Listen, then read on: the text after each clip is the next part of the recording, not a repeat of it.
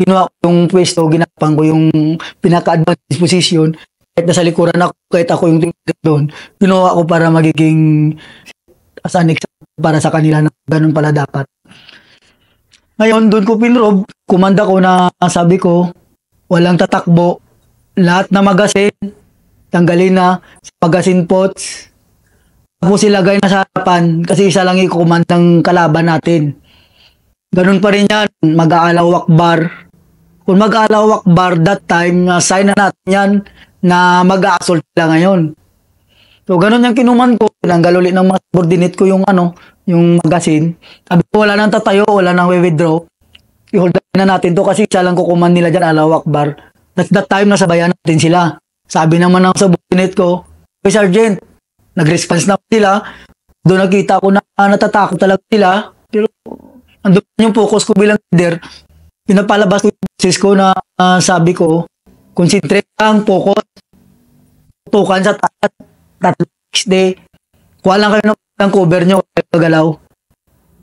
Kaya lang, magkwentro. Plus 4, yung pinaka-delikado pa na time encuentro, agad yung delay. Doon natin yung pagkayo ko. And then, more or less 30 minutes na sumigaw ng darang Allahu Akbar.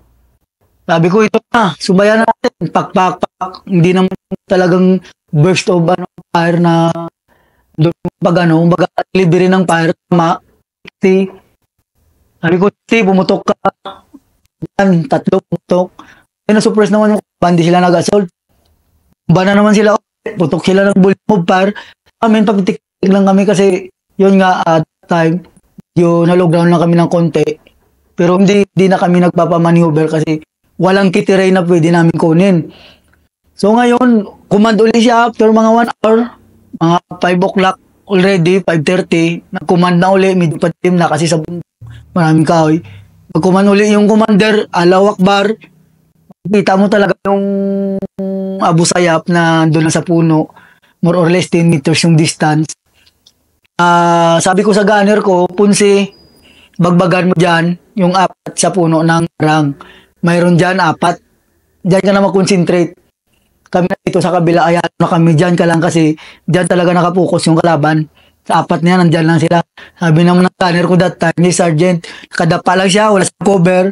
Pero hindi ko alam kung paano. Pero yun nga, hindi naman ako naniniwala. Pero siguro that time isang inuunan doon sa kanya. Hindi siya natama.